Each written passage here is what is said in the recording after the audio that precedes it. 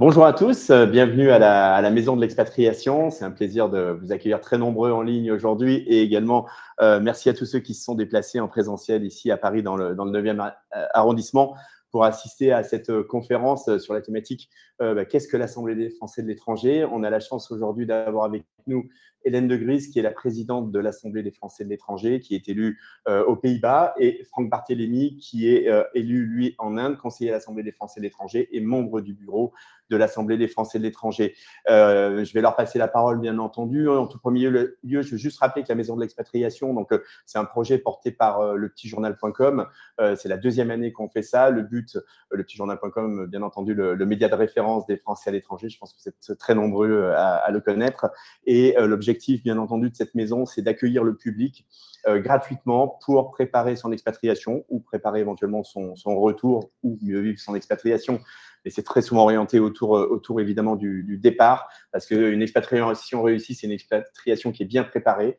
Et on s'est rendu compte qu'il y avait un vrai besoin d'information, ou de rassembler l'information plutôt, parce que l'information, elle existe, elle foisonne même sur le net. Mais voilà, on a mis en place des checklists. Donc, il y a des conseillères qui sont à votre disposition. Vous pouvez prendre rendez-vous en ligne pour des rendez-vous de 30 minutes gratuits. Vous pouvez venir à la Maison de l'Expatriation, donc dans le 9e arrondissement de Paris, rue de la Tour d'Auvergne. Ça sera un plaisir. Elle est ouverte du lundi au vendredi. Il y a des créneaux à disposition sur le calendrier de la maison disponible en ligne. Il y a également des conférences comme aujourd'hui, des after-work. Il y a tout un programme d'événements. Je vous laisse aller voir sur le site maisondelexpatriation.com, voir ce qui s'y passe.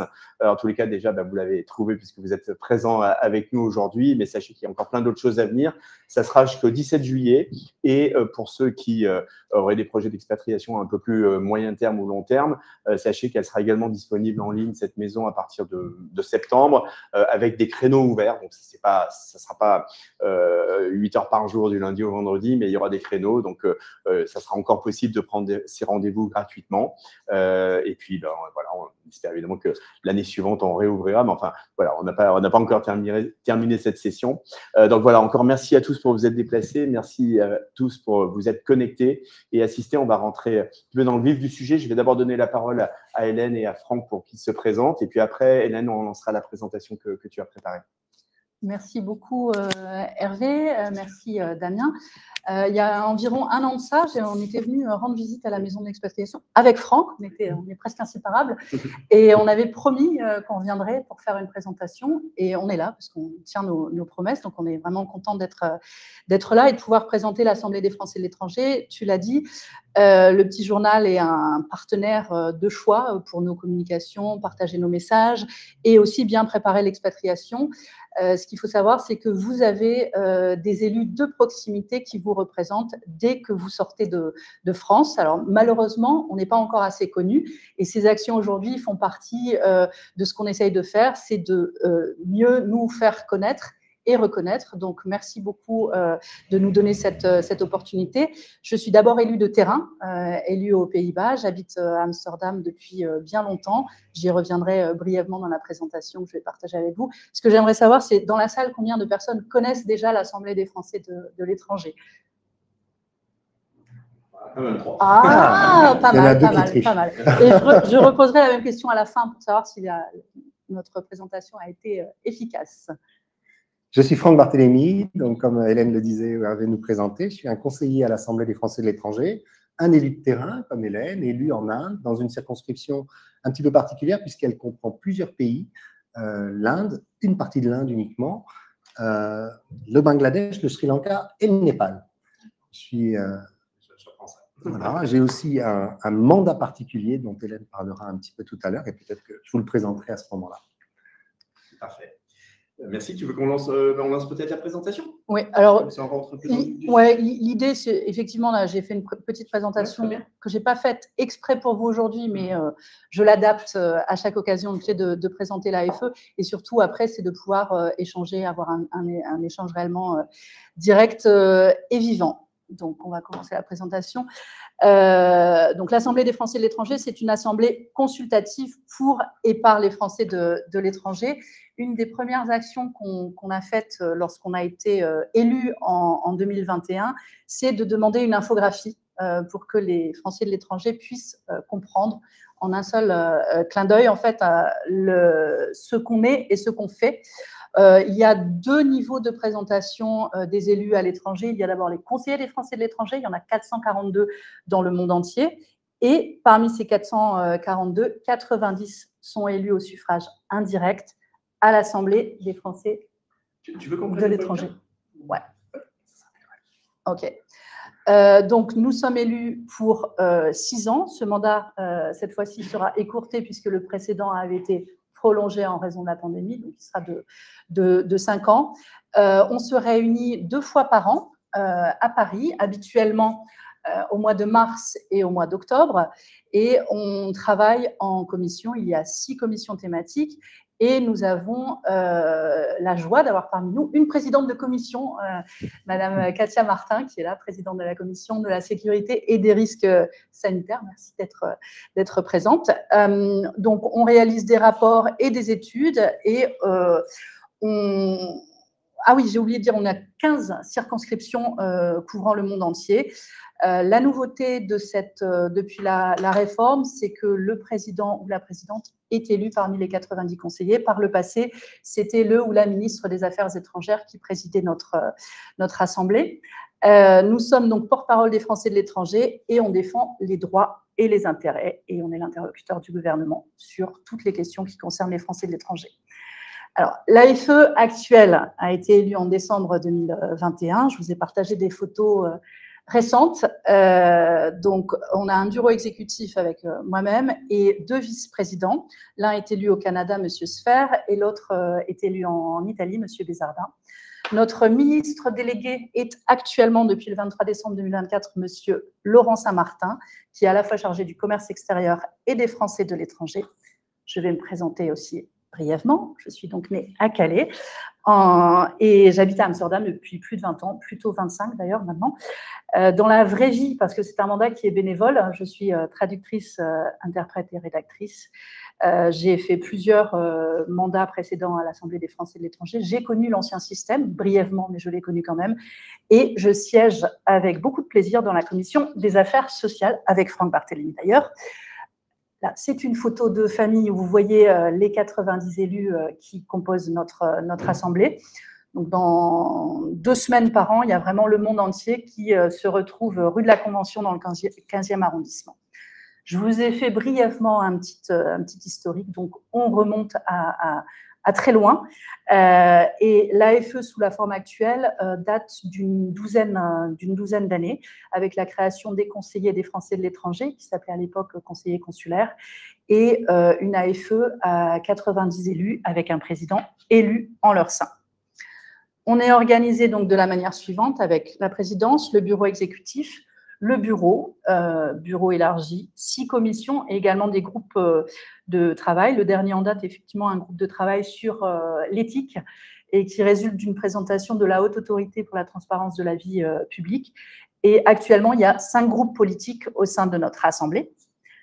Comment est-ce qu'on travaille? Je vous l'ai dit, 2 fois par an à Paris, et on a des travaux en plénière et également en commission. Il y a 6 commissions thématiques, je vous laisse les regarder si vous voulez. Vous voyez que ça touche tous les sujets possibles et imaginables dans nos vies de Français de l'étranger.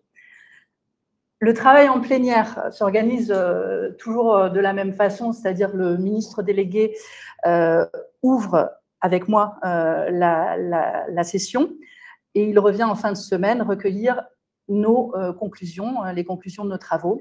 On reçoit toujours aussi la directrice des Français de l'étranger qui intervient plusieurs fois, mais notamment le vendredi après-midi, et c'est toujours un moment fort, un moment important de nos sessions plénières, mais on reçoit également l'Agence de l'enseignement français à l'étranger, la CFE, le bureau de vote électronique ou le centre de crise, malheureusement, je dirais, vu le monde dans lequel on vit actuellement.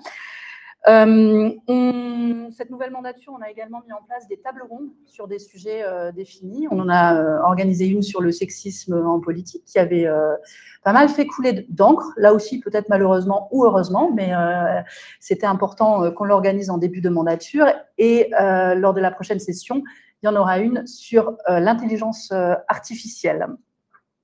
Il y a les mandats particuliers dont tu parlais tout à l'heure. Donc, il y a la commission staff qui gère des subventions aux associations établies à l'étranger, commission des bourses, les administrateurs CFE, donc ça c'est un mandat particulier que tu détiens avec d'autres élus. Ils sont assez variés, et ce qu'on essaie de faire, c'est que les élus qui détiennent ces mandats particuliers doivent rendre compte en plénière de ce qu'ils font dans le cadre de ces mandats particuliers. Lors de la prochaine session, on parlera notamment des élus qui siègent chez France Titres. Comment se déroule une semaine AFE? Donc, c'est comme au Festival de Cannes, hein, il y a le ON, donc le programme officiel, à la fois en plénière et en commission. Et il y a le OFF, qui attire aussi beaucoup de personnes, avec le groupe d'études français de l'étranger au Sénat, mais aussi les trophées des Français de l'étranger, sans S à étranger. Et il y a des déjeuners et des dîners organisés par les parlementaires. En tant qu'élu, on a également plusieurs outils qu'on peut utiliser, notamment les questions écrites ou les questions orales, qui peuvent concerner plein de sujets différents. Les questions orales font l'objet d'une séquence en plénière le vendredi après-midi, et on peut, presque comme à l'Assemblée nationale, réagir à la réponse parfois insatisfaisante qui nous est proposée. Nos échanges font toujours l'objet d'un verbatim, qui est aussi assez intéressant. Alors, ça, c'est quelles avancées depuis 2021, selon moi. Donc, peut-être que les personnes dans la salle diront autre chose. On a essayé de mettre en place une communication plus dynamique. On a créé aussi une commission règlement de conflits qui a beaucoup à faire, d'ailleurs. On organise des tables rondes. Qu'est-ce qu'on a fait d'autre? On essaye d'associer beaucoup plus les conseillers des Français de l'étranger, en les conviant, en les consultant, en organisant des questionnaires aussi. On prend part à un comité, récemment un comité d'évaluation sur le renouvellement à distance des passeports. Donc ça, c'est le bureau exécutif. On a pu partager nos avis en fait sur cette avancée. On a essayé aussi de créer des nouvelles synergies, notamment avec le CESE. On a organisé l'ouverture d'une session plénière en octobre 2021. On a rendu une visite de travail à la Cité internationale de la langue française. On a créé des synergies avec l'Association des maires de France.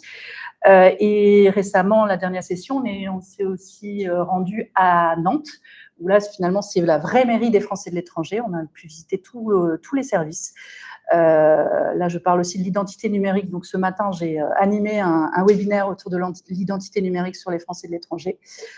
La réforme dont je vous parlais, elle a des atouts.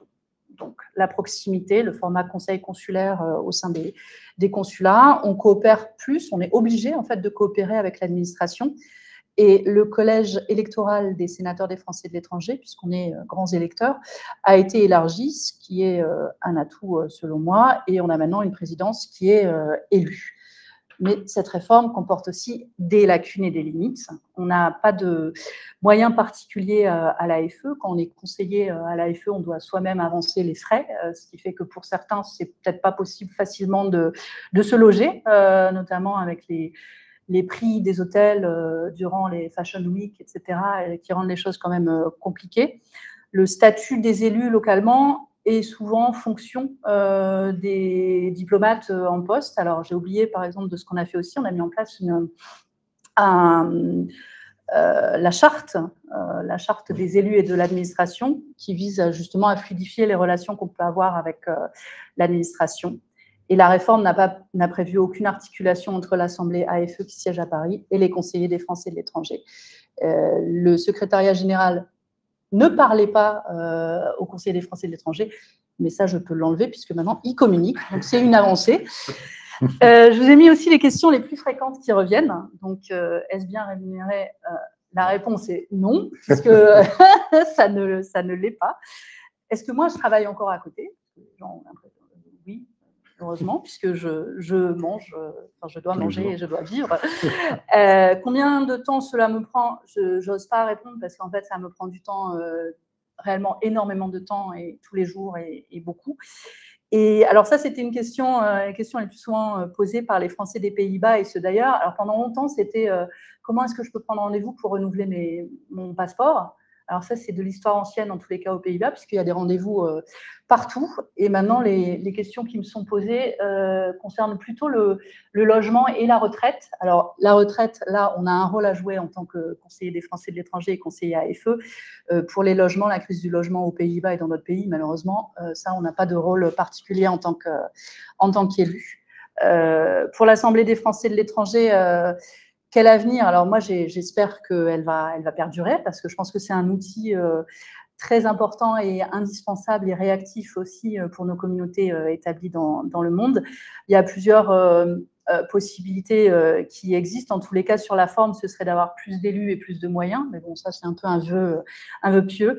Sur le fond, c'est surtout plus de pouvoir décisionnel. On va dans cette direction avec notamment le staff qui a été revu, donc les subventions aux associations à l'étranger. Et donc, pour moi, c'est un outil indispensable pour vous qui allez vous établir ou qui êtes peut-être déjà établis à l'étranger. Alors, pour la prochaine session, donc vous êtes tous invités. Il faudra vous manifester pour être sur la liste de sécurité, mais vous êtes les bienvenus si vous êtes encore en France à ce moment-là. Les grands moments, ce sera la clôture des assises de la protection sociale.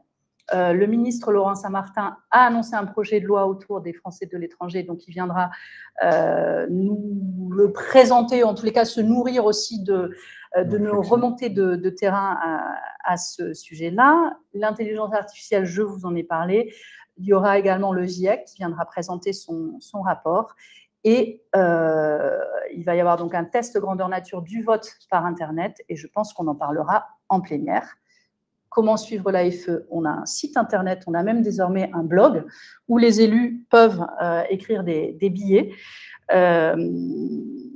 Voilà, donc ça, il faudra que je mette à jour. On a créé aussi 2 boucles Telegram pour pouvoir communiquer avec les élus de manière interactive. Et on a une chaîne YouTube sur laquelle on partage aussi nos webinaires. Et le prochain à être mis en ligne, c'est celui de ce matin autour de l'identité numérique. Et là, c'est si vous voulez me contacter et me suivre, j'ai mis mes données de contact et j'ai enlevé mon compte X et je l'ai remplacé par mon compte Instagram. Je vous remercie. Et alors, on m'a posé une question. Pourquoi les drapeaux américains derrière moi? C'est parce que vous organisez la semaine américaine. Non, mais c'est… Voilà. Donc, et… On a pu mettre des drapeaux Pays-Bas. Oui, c'est ce que… Ouais, donc là, on aurait dû venir lors de la semaine indo-néerlandaise, c'est ça. En tous les cas, merci beaucoup et à votre disposition pour toutes les questions que vous souhaitez.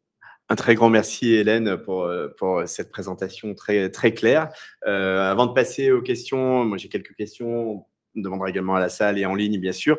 Franck, je te passe la parole pour que tu nous parles également de l'exercice de ton mandat. Oui, alors, comme Hélène le disait, moi j'appartiens à la commission des affaires sociales. Donc là, en ce moment, on est bien occupé avec les assises de la protection sociale qu'on a lancées à la dernière session de l'AFE. On a déjà fait plusieurs tables rondes. On est déjà très actif sur le site internet de l'AFE, dont Hélène vient de montrer les coordonnées. Le mandat est un mandat qui est à Paris. Donc, on se déplace régulièrement à Paris pour représenter nos circonscriptions. Je suis dans la plus grande circonscription Asie-Océanie qui a 9 représentants au sein de l'Assemblée des Français de l'étranger. Je crois que c'est une des plus grandes représentations. On essaie de garder le contact, comme le disait Hélène, avec les conseillers des Français de l'étranger, ce qui n'est pas obligatoirement facile, puisque il y a de la distance et puis il n'y a pas de lien officiel entre le mandat de conseiller des Français de l'étranger et celui de conseiller à l'AFE, bien que ce soit nos collègues conseillers des Français de l'étranger qui nous élisent. Donc, chacun doit gérer un petit peu son mandat comme il l'entend. Beaucoup essaient de rendre compte, de parler de leur mandat, de demander s'il y a des questions, des sujets à aborder dans nos commissions, en plénière, auprès du secrétariat général ou auprès de l'administration. Certains ne le font pas. Après, c'est un choix, j'allais dire, personnel. Très bien, parfait. Merci pour toutes ces précisions. Donc, du coup, j'ai bien compris. Vous savez que moi, je connais, mais bon, là, je pense à nos internautes, bien sûr, et au public présent. C'est une assemblée consultative, mais avec des élus au suffrage universel direct. C'est bien de quoi il s'agit. L'année prochaine, il y a de nouvelles élections.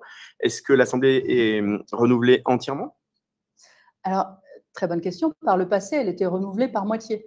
Mais depuis la réforme, effectivement, elle est renouvelée en une fois, entièrement l'an prochain. D'accord. Et comment ça se passe? C'est un scrutin à 1 tour, à 2 tours? Il y a des listes?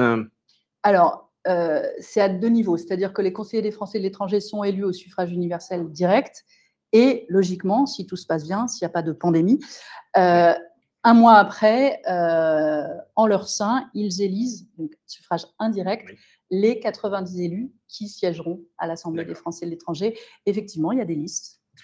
Donc, les électeurs français qui sont inscrits sur les listes électorales dans les consulats, c'est quoi, à peu près 1 800 000 personnes, peuvent aller voter, enfin doivent aller voter plutôt, et donc ils ont un choix de liste par zone géographique pour élire les 442 conseillers consulaires qui eux-mêmes derrière, un mois après, élisent les 90 Exactement. qui eux-mêmes élisent la présidente. Voilà. Est-ce que j'ai bien résumé? Ah, mais c'est parfait.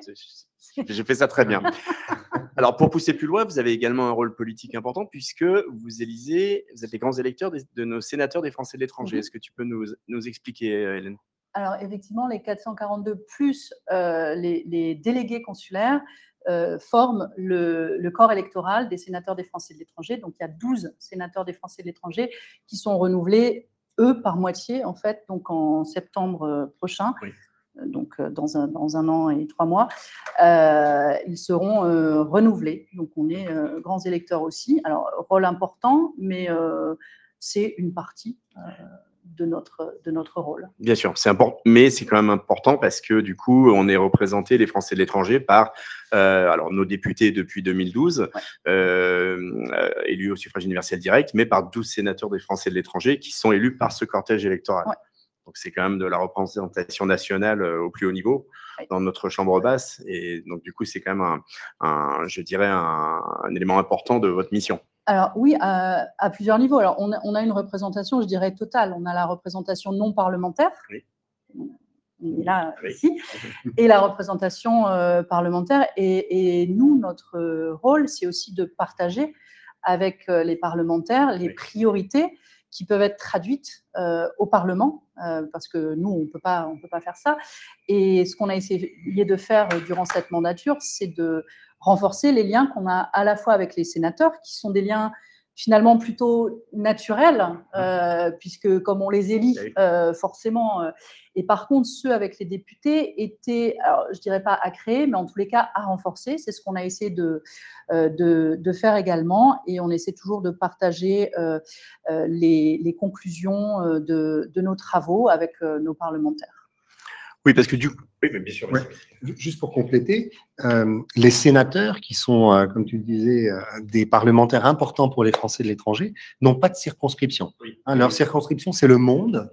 Donc, il est assez intéressant pour nous qui sommes sur le terrain de pouvoir avoir des relations avec les 12 sénateurs. Alors qu'avec les députés, c'est un petit peu différent, puisque les députés ont des circonscriptions, même s'ils représentent toute la nation à l'Assemblée nationale, ils ont des rapports privilégiés avec les conseillers consulaires de leur circonscription. Et c'est important de le souligner parce que ce n'est pas tout à fait la même relation qu'en tant que conseiller à l'AFE ou conseiller français de l'étranger, on peut avoir avec les deux types de parlementaires. C'est une précision très importante et on comprend bien effectivement l'imbrication qui est différente. Donc, du coup, l'année prochaine, il y a des élections. Comment ça se passe? Est-ce qu'on a parlé de liste, par exemple? Est-ce que, du coup, vous-même, vous êtes affilié à des partis politiques tels que ceux qu'on connaît c'est-à-dire qu'il y a une liste, je sais pas, Parti Socialiste, une liste UMP, une liste Front National. Comment ça se passe? Rassemblement National, pardon. Alors, la question est adressée à moi-même ou en général. En général. Bah, ce que je peux dire, c'est qu'il y a eu une évolution. Moi, quand je me suis présentée en 2014, je pense que j'étais l'une des rares listes à se proclamer indépendante et que maintenant, c'est très à la mode d'être indépendant. Je pense qu'il y a des indépendants tendance LR, indépendants tendance tout le spectre finalement politique.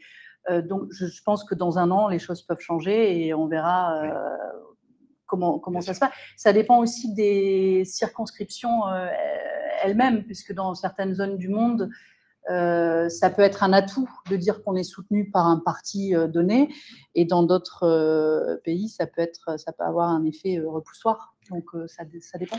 Et c'est des listes par pays, enfin par circonscription consulaire, en fait. Voilà. Ouais, voilà. Et en fait, c'est rapporté au nombre de Français. Oui. Et le nombre d'élus est aussi. Et on parle de liste, mais en fait, finalement, il y a, parce qu'il y a plusieurs personnes sur la liste, c'est une sorte de proportionnel. Comment ça se passe? Ça dépend du nombre de postes en réalité. Donc, oui, sur des pays ou des circonscriptions où il y a beaucoup de Français, il n'y a pas qu'un élu, il y a plusieurs élus. Oui, il y a plusieurs élus. Par exemple, aux Pays-Bas, il y a 5 élus conseillers des Français. Enfin, il y avait 5. Là, on va voir combien il y en aura. Il y a 5 élus conseillers des Français de l'étranger et il y a un délégué consulaire. Et on avait donc des listes de 11 personnes. D'accord. Okay. Ce qui est important de dire aussi, c'est que le nombre d'élus est déterminé par le nombre de Français inscrits au registre. Ouais. Donc, si vous voulez avoir beaucoup d'élus des Français de l'étranger, inscrivez-vous en masse sur les registres consulaires. C'est vraiment important pour nous, qui sommes une représentation, pour nos consulats aussi, pour lesquels une partie de leur budget dépend du nombre d'inscrits au registre consulaire. Donc, c'est vraiment une institution, vous allez dire, le registre consulaire, très important. Juste une question justement à l'internaute pour savoir comment on s'inscrit, tout simplement pour voter et pour voilà, comment ça marche. Alors, pour voter, déjà, est-ce que la personne est inscrite C'est une question générale, quelqu'un qui veut partir à l'étranger. Eh ben, il faut que s'inscrire au registre déjà, et ensuite bien veiller à ce que. Alors, on a le vote Internet, par Internet pour les prochaines élections des conseillers des Français de l'étranger. Donc, il faut veiller à ce que les emails et numéros de téléphone soient à jour au niveau du registre. Et aussi, alors c'est bien parce que vous me permettez de faire un appel, il faut aussi idéalement activer l'identité numérique certifiée. Parce que l'objectif, avant de partir, dans presque toutes les mairies, d'après ce qui nous a été dit ce matin, parce que ça va pouvoir vous permettre de voter plus facilement en ligne. Donc, registre consulaire, ça veut dire qu'on va à son consulat quand on arrive dans son pays de résidence, on est inscrit au consulat, au registre consulaire, on est identifié et par la même occasion, on s'inscrit sur les listes électorales. Ça va ensemble en principe. En fait, ça se fait en ligne. Ça se fait en ligne, d'accord. Okay. Donc, on n'a plus besoin de se déplacer. Alors, on peut choisir de s'inscrire uniquement sur le registre ou uniquement sur. Oui, voilà. On n'est pas obligé de s'inscrire sur les listes électorales. Parce que, oui, certaines personnes ont un attachement particulier à leur circonscription d'origine en France, pour X raisons. Et choisissent de rester uniquement inscrits en France tout en vivant à l'étranger. Oui, parce qu'on ne peut pas être inscrit sur les deux en revanche. On ne peut plus être inscrit sur les deux. Donc, il faut choisir. Alors, moi, je vous encouragerais à vous inscrire pour voter à l'étranger. Comme ça, vous pouvez voter pour les conseillers des Français de l'étranger. Et dans ce cas-là, vous pouvez aussi voter pour les députés des Français de l'étranger. Et bien sûr, si référendum il y a, vous pourrez voter à l'étranger et présidentiel. Il y a une notion de résidence, quand même, de période de résidence. Alors, par contre, je ne pense pas que la question soit audible en ligne pour les gens qui sont en ligne. Oui. Si alors, monsieur demande dans le public s'il y a une notion de résidence. C'est-à-dire que est-ce qu'il faut prouver sa résidence là où on habite à l'étranger? Oui. 6 mois, par exemple. Oui. Et une durée? Il n'y a pas de durée. Il faut prouver sa résidence dans le pays dans lequel vous vous inscrivez. Oui. Avec un bail, par exemple, de location, avec un contrat de travail. Tout ça est bien écrit généralement sur le site sur lequel on s'inscrit, service-public.fr. Ouais. Très bien. Est-ce qu'il y a des questions en ligne, Damien, ou d'autres questions dans la salle? Oui, une question de monsieur. Je vous passe le micro, parlez fort, je pense que ça suffira. Okay. Moi, je voudrais juste savoir combien y a-t-il de Français à l'étranger inscrits au registre et combien y en a-t-il selon les estimations? Alors, les chiffres exacts à ce jour-là, je préfère pas les donner, mais ce que tu disais, c'est 1,8. Alors, pour moi, c'est 1 800 000 inscrits et on estime à peu près 3 millions de Français à l'étranger. Ouais. Donc, ça inclut les binationaux, bien entendu, puisqu'ils sont français. Et voilà. Bon, les 3 millions, c'est toujours un peu à la louche, au doigt mouillé, mais bon, a priori, des fois, on dit 2,5 millions, 3 millions. C'est pour des rapports. Oui. Voilà. Enfin, en tous les cas, ce qui est sûr, c'est que le nombre d'inscrits a fortement augmenté. Oui. Parce que, enfin, je ne parle pas à la place de nos élus, mais parce que notamment, avant, quand vous alliez refaire votre passeport au consulat, vous pouvez, maintenant, on vous incite vraiment à vous inscrire, et je crois qu'à juste titre, parce que ça permet d'être identifié. Pareil pour les listes électorales, c'est pas une obligation, parce que c'est pas une obligation dans les deux cas, c'est pour ça qu'il y a un delta, mais il y a quand même beaucoup d'avantages à le faire, et je pense que vous le recommandez également. Ah bah, oui, vas-y, Franck. Particulièrement aujourd'hui, on vit des crises un petit peu dans le monde entier et c'est l'inscription en registre consulaire qui fait qu'on peut être suivi par les autorités consulaires, identifié, si jamais, par malheur, on a besoin d'être rapatrié, par exemple, ou on a besoin de recevoir des informations après un tremblement de terre. Il se passe beaucoup de choses en ce moment dans le monde. Oui, donc ça doit être le réflexe, dès que vous vous installez à l'étranger, de s'inscrire. En fait, aussi pour les raisons de crise, mais pour les raisons de suivi voilà, administratif. Vous avez parlé tout à l'heure peut-être dans la prochaine session de travaux sur la protection sociale. Est-ce que vous pouvez nous indiquer un peu quelle est la thématique qui va être abordée? Est-ce qu'il va y avoir des avancées pour la retraite, des choses comme ça? Alors, on espère qu'il y aura des avancées. Comme on l'a tous dit, l'Assemblée est que consultative, donc nous ne sommes pas des législateurs, malheureusement, on ne peut pas faire la loi, mais par contre, on peut proposer plusieurs idées, plusieurs pistes de réflexion. Les 3 thèmes des assises de la protection sociale, c'est les aides sociales, donc tout ce qui peut concerner la vie d'un Français de l'étranger un peu précaire, j'allais dire. Il y a un certain nombre d'aides sociales qui sont disponibles dans les consulats. Donc, c'est le premier chapitre des assises de la protection sociale. Le deuxième, c'est la Caisse des Français de l'étranger, dont je suis administrateur. Donc, on sait que dans la protection sociale, une grande partie qui préoccupe les Français de l'étranger, c'est la santé. Quand on est à l'étranger, comment on se fait soigner, comment on se fait rembourser. En gros, un petit peu ce dont on a discuté dans nos tables rondes.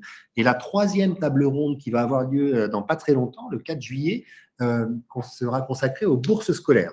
Donc, les 3 chapitres qui sont abordés par ces assises de la protection sociale, ce sont ces 3 piliers, en fait, qui nous concernent tous quand on vit à l'étranger et surtout qui concernent notre ministère de tutelle, puisque nous sommes consultatifs, on donne des conseils, parfois écoutés, parfois pas écoutés, au ministère des Affaires étrangères, qui est le ministère dont dépend l'Assemblée des Français de l'étranger, même si aujourd'hui, c'est Hélène qui la préside et qu'auparavant, c'était automatiquement le ministre des Affaires étrangères.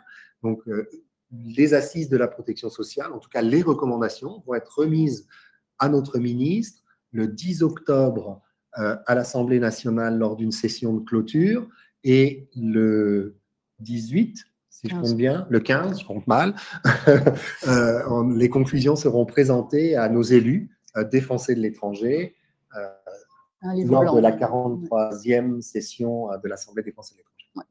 Et vous parliez des retraites en particulier. Moi, j'ai une autre casquette, c'est je travaille pour l'organisme de sécurité sociale néerlandais.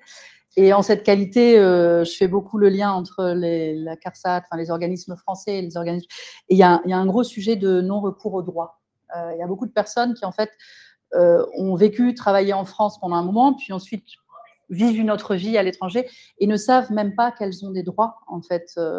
Et ça, c'est un gros sujet. Je pense qu'on en parlera justement. En tous les cas, nous, on a un conseil consulaire aux Pays-Bas qui va être organisé. Et ça, c'est un sujet que moi, je vais faire remonter. Et si vous venez assister à la 43e session de notre Assemblée, vous aurez des représentants de la CNAV, par exemple, pour venir parler de votre cas personnel si besoin, de la CFE, parfois des impôts en fonction des demandes. Donc, l'Assemblée aussi joue ce rôle de lien, de pont entre les Français de l'étranger, ceux qui sont déjà partis en visite à Paris ou ceux qui vont partir et qui voudraient avoir des renseignements avant de partir. Et c'est vraiment clé quand on prépare une expatriation, Hervé le rappelait, c'est la préparation qui est vraiment, j'allais dire, la clé du succès d'une bonne expatriation. Une question justement on a évoqué un peu votre rôle en tant que conseiller. Vous pouvez expliquer un petit peu au quotidien comment ça se passe pour vous, le contact avec les Français ressortissants? Alors, moi, ce que j'ai rappelé en préambule, c'est que je suis d'abord une élue de terrain. Donc, je communique aussi beaucoup avec les Français des Pays-Bas sur les réseaux sociaux, par des infolettres. J'organise des permanences où les gens peuvent prendre rendez-vous avec moi et me poser toutes les questions qu'ils souhaitent. Donc, le quotidien est rythmé finalement par toutes ces actions. Il y a un épisode qui m'a beaucoup marqué et qui vous a aussi marqué, c'est la pandémie. Et moi, mon rôle, alors à l'époque, je présidais pas l'AFE au début de la pandémie, mais je me suis rendu compte que les Français des Pays-Bas, ils avaient besoin en fait d'informations. Et il y avait ces conférences de presse, comme vous avez dû connaître en France, et il y avait la déclinaison néerlandaise, mais beaucoup de Français des Pays-Bas ne parlent pas néerlandais. Donc moi, ce que je faisais, c'est que je traduisais, c'est mon métier aussi, donc j'ai des facilités, en quasi direct les conférences de presse néerlandaises que je rebasculais partout. C'est pas un rôle qui est prévu dans les textes en réalité, mais c'est là où j'ai prouvé entre guillemets mon utilité d'avoir toutes ces informations. Et ça générait encore plus de questions sur les mesures, etc., les déplacements. Et donc, il faut être réactif, sentir ce qui se passe. Récemment, il y avait, en même temps que les élections européennes, il y avait également un référendum qui n'avait lieu qu'à Amsterdam. Et c'était une information qui était passée sous les radars. Donc là aussi, j'ai informé. Donc en fait, c'est un peu faire ce lien par rapport à la situation locale et la situation française. Donc ça, c'est pour le mandat local. Et puis, au sein de l'AFE, le mandat, j'ai tous les jours des sollicitations diverses, des questions sur les retraites, sur plein d'informations, sur le législatif, ce soit les parlementaires qui me contactent, l'administration.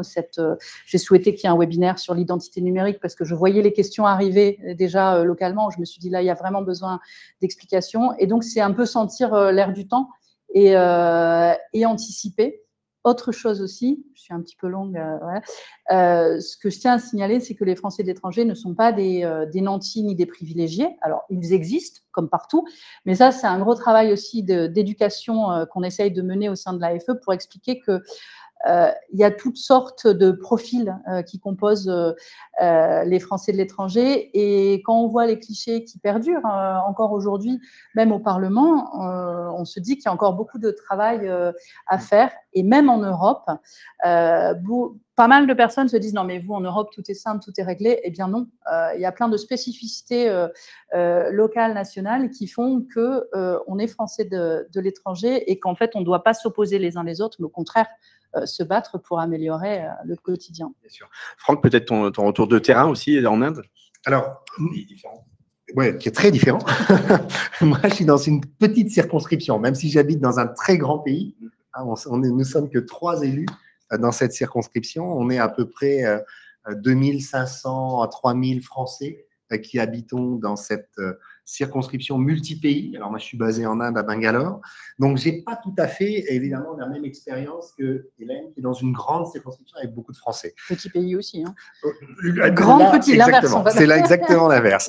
Et donc, chez moi, j'ai beaucoup moins de questions quotidiennes et j'ai plus des questions qui viennent sur la technicité, on va dire, de quelques personnes qui peuvent se trouver par accident dans une précarité parce qu'ils ont perdu leur emploi, des choses comme ça. Mais ce n'est pas aussi régulier, aussi souvent que dans les grands pays, ou en tout cas dans les pays où il y a beaucoup de Français de l'étranger. J'imagine que si on avait des élus de Dubaï, ça serait encore très différent.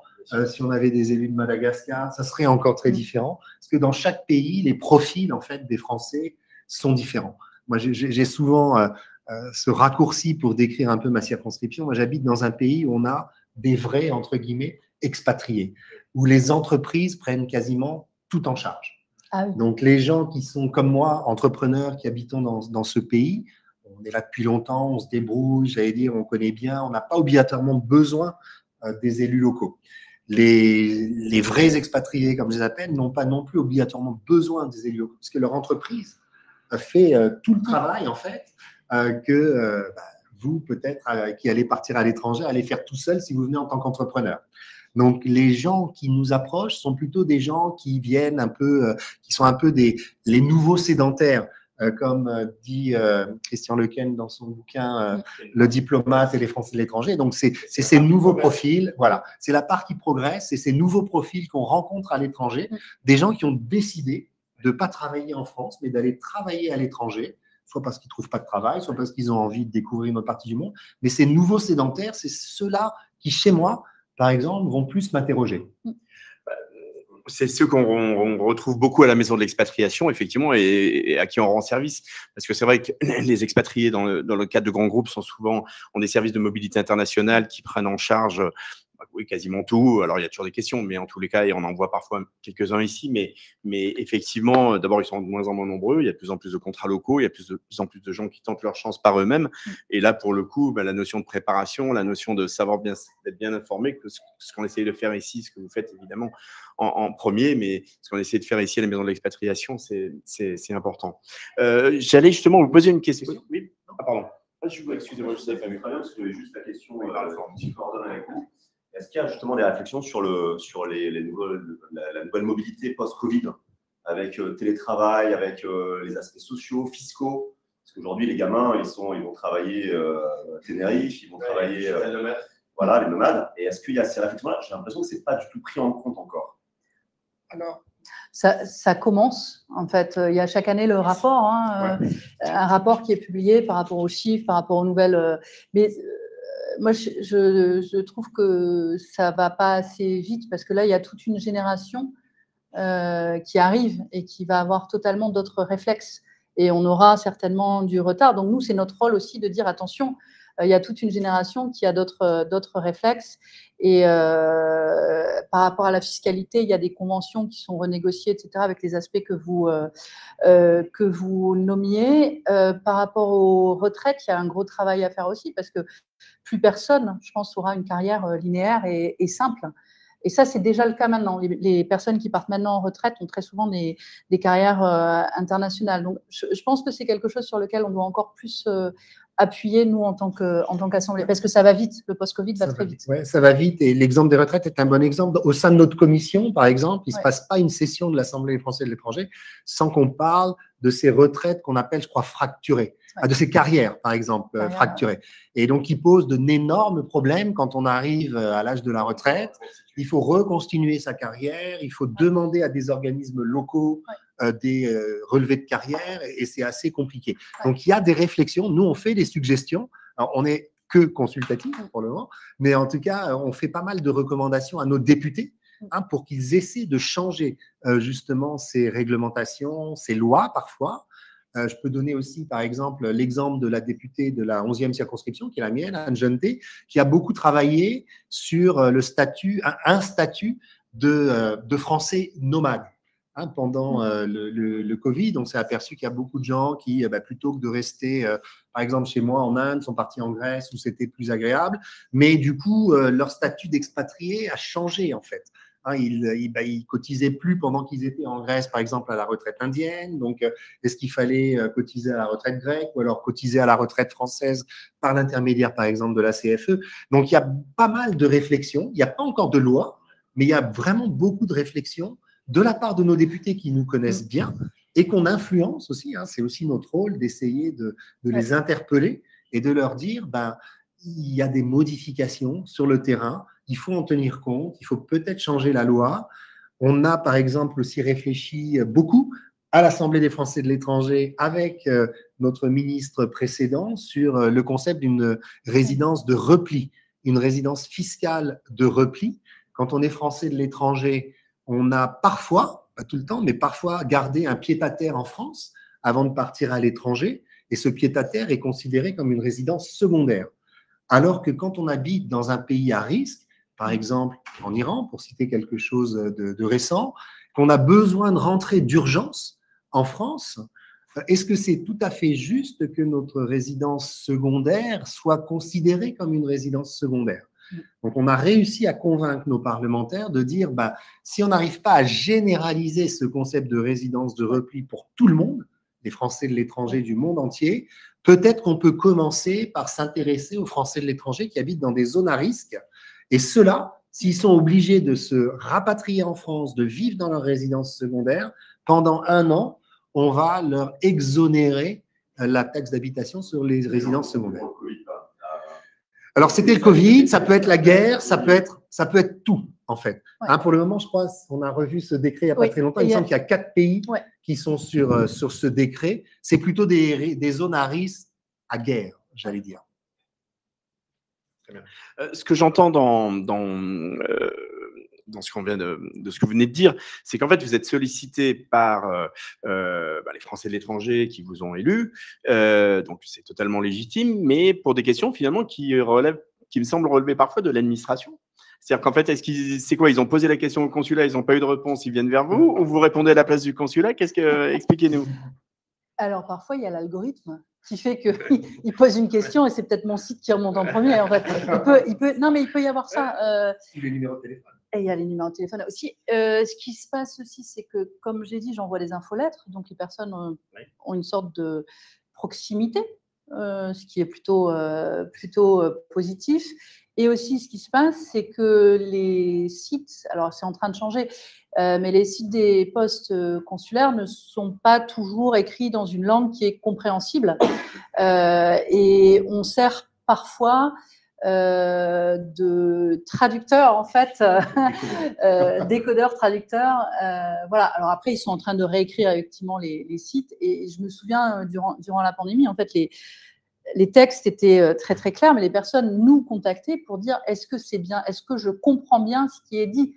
Donc, on a ce rôle de décodeur, effectivement. Et c'est vrai que parfois, les personnes préfèrent s'adresser à un visage qu'ils connaissent que peut-être à une administration. Mais attention, enfin, moi, je précise toujours, parce que, par exemple, on nous pose des questions concernant l'état civil, etc. Moi, je redirige et je dis, demandez, contactez le consulat pour avoir des informations fiables et vérifiées, parce qu'on n'a pas ce rôle-là. Oui, donc, on met en contact, on donne les bons liens.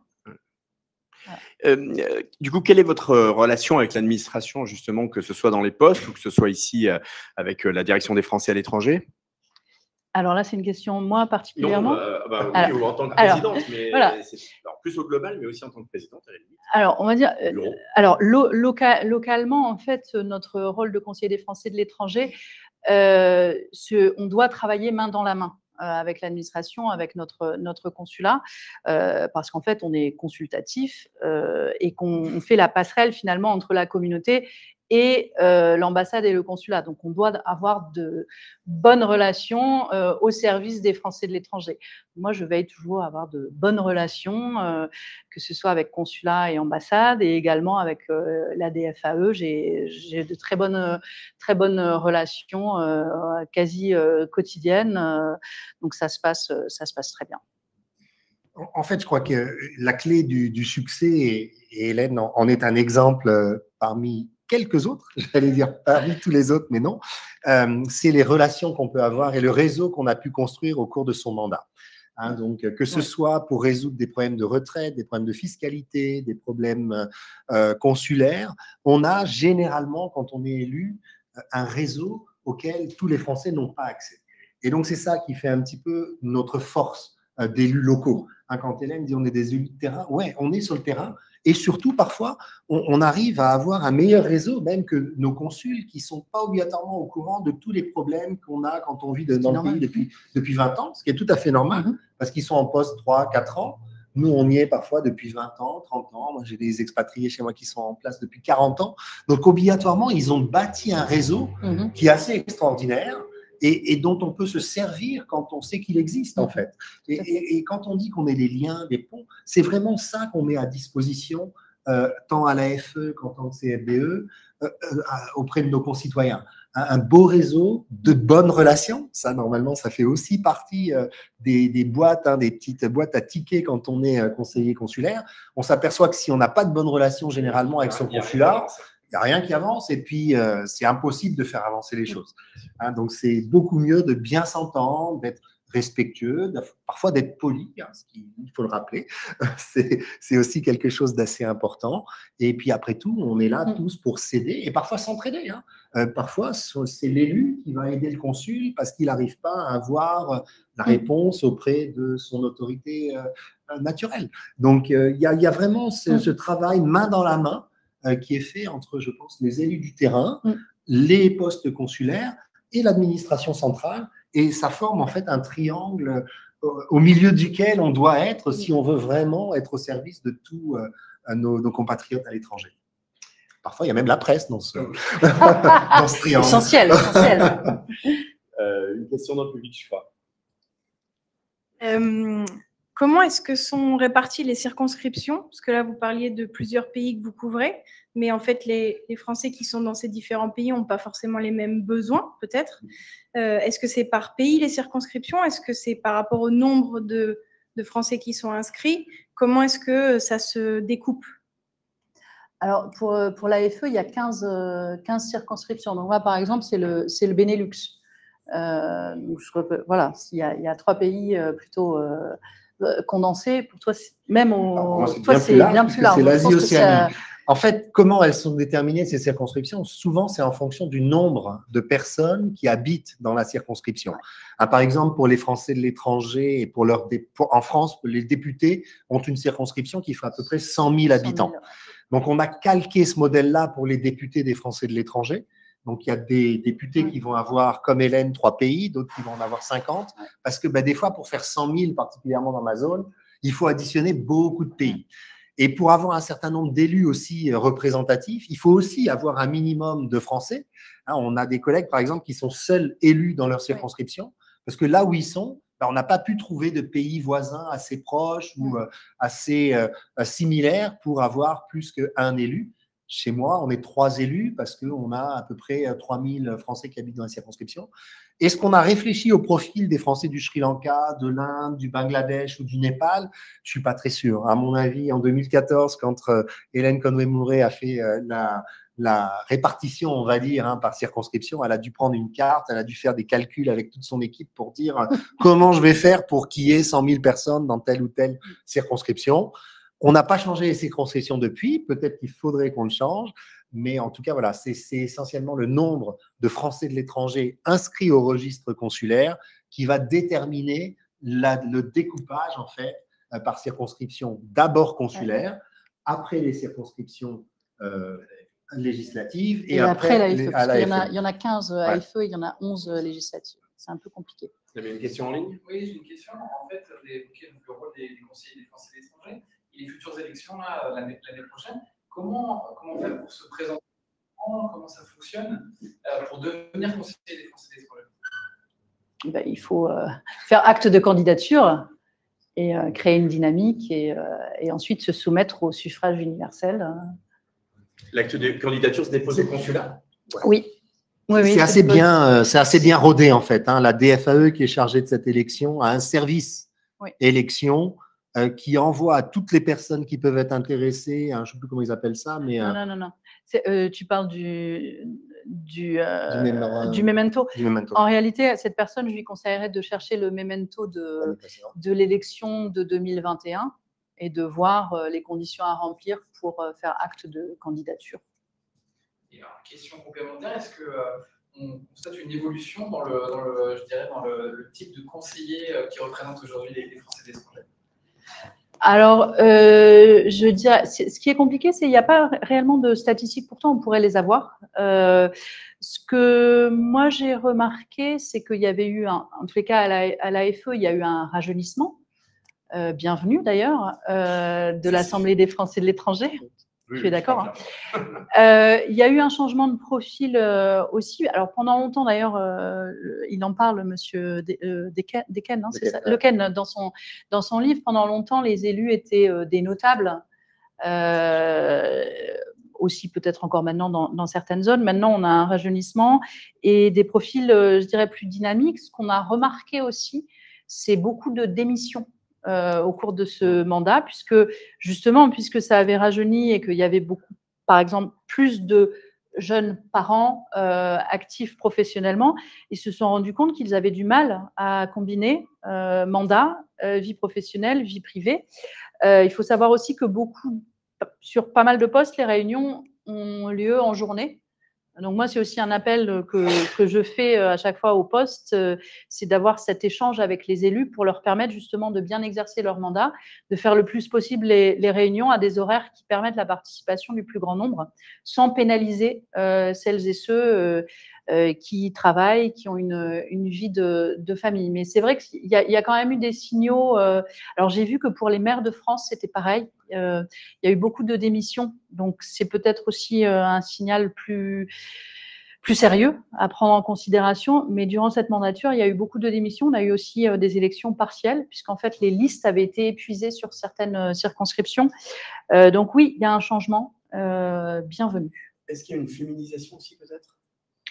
Alors oui, il y a une féminisation, mais à l'AFE, c'est encore une majorité d'hommes qui s'explique par le scrutin indirect, parce qu'en fait, pour les élections AFE, il faut également qu'il y ait la parité, et que très souvent, les têtes de liste sont des hommes. Et ce qui fait, voilà. Donc ça, j'espère aussi que ce sera un changement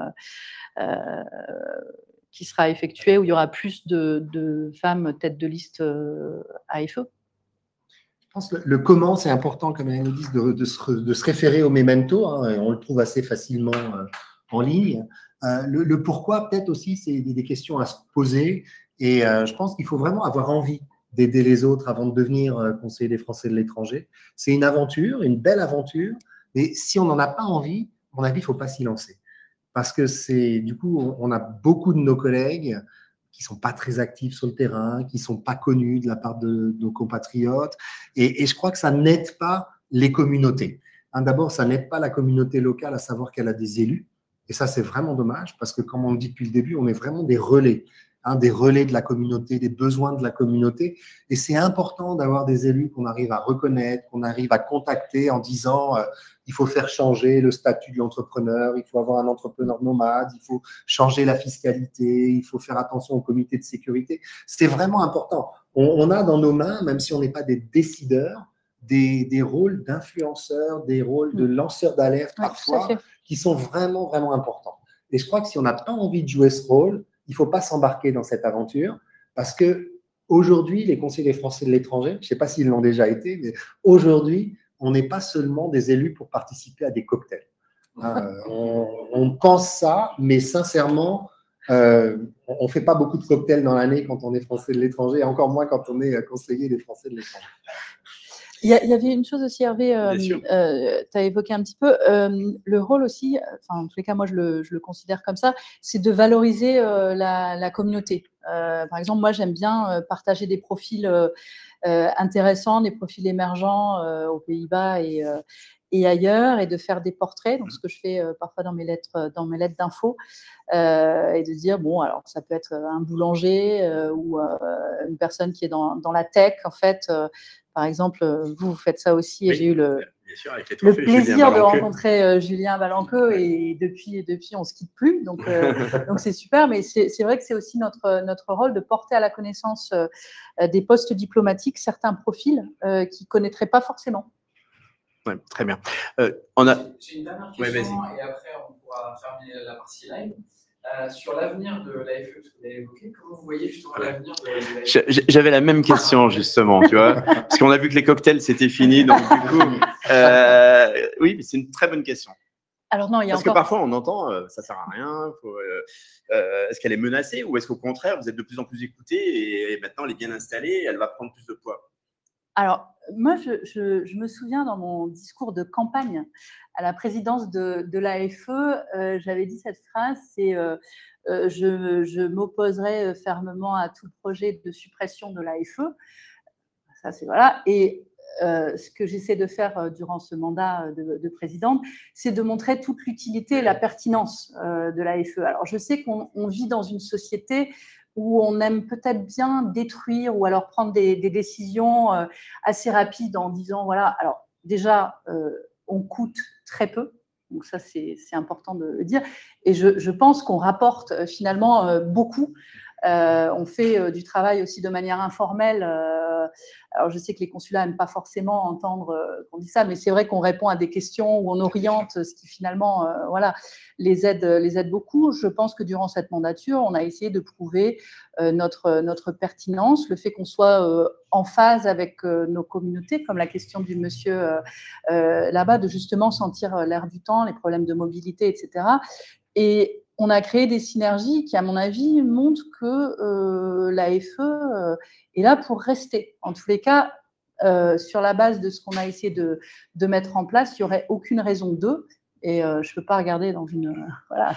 Bon, en tous les cas, je pense que merci à tous les deux. Cette conférence, webinaire en ligne, a permis je pense, d'être très éclairant sur justement tout votre rôle, vos actions au quotidien, le fait que vous soyez des élus de terrain, ce que faisait l'Assemblée des Français de l'étranger.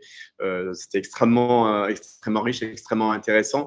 On doit clôturer en ligne, c'est ça, Damien, parce que c'est l'heure. Oui, d'accord. Vous voulez peut-être dire juste un petit mot de conclusion chacun, et puis après on clôturera, et après on pourra poursuivre avec les gens du public, bien entendu. Alors moi, je vais redire la même chose que j'ai dit ce matin lors du webinaire sur l'identité numérique. Si certains d'entre vous sont déjà établis à l'étranger, portez-vous bénévole, en fait, volontaire pour le test grandeur nature, donc auprès de vos consulats avant, je pense que c'est la première semaine de juillet, parce qu'on a pour objectif d'avoir 15 000 testeurs de cette nouvelle solution de vote. C'est essentiel à notre représentation et ça va servir à tester la solution de vote pour les prochaines élections des conseillers des Français de l'étranger. Donc, c'est un appel à vous et aussi une motivation pour vous installer à l'étranger. On ne peut qu'apprendre de tout ça. Le test peut se faire dans le monde entier ? Oui, okay. Justement, c'est pour voter en ligne, avec idéalement l'identité… qui avaient été choisis pour non, le test, tous les pays, justement. Tous les volontaires sont les bienvenus. Ouais. Le mot de la fin, j'espère qu'on vous a parlé de la FE d'une façon dynamique et motivante et qu'on va avoir un pic d'un seul coup de visite sur notre site internet pour en savoir encore plus. Et le 13 octobre, hein, bien sûr, vous êtes tous bienvenus, donc il faut vous inscrire avant sur la liste de sécurité. On rappelle que sur le site de l'AFE, on peut avoir les travaux, les verbatim, l'ensemble des résolutions, exactement. des recommandations. Très bien. Un très grand merci à tous les deux. C'était un plaisir. Merci à tous les internautes les nombreux internautes qui étaient en ligne avec nous aujourd'hui. Bonne journée, bonne soirée selon où vous êtes. Et puis, on va continuer ici à la Maison de l'Expatriation. Merci beaucoup. Merci à vous.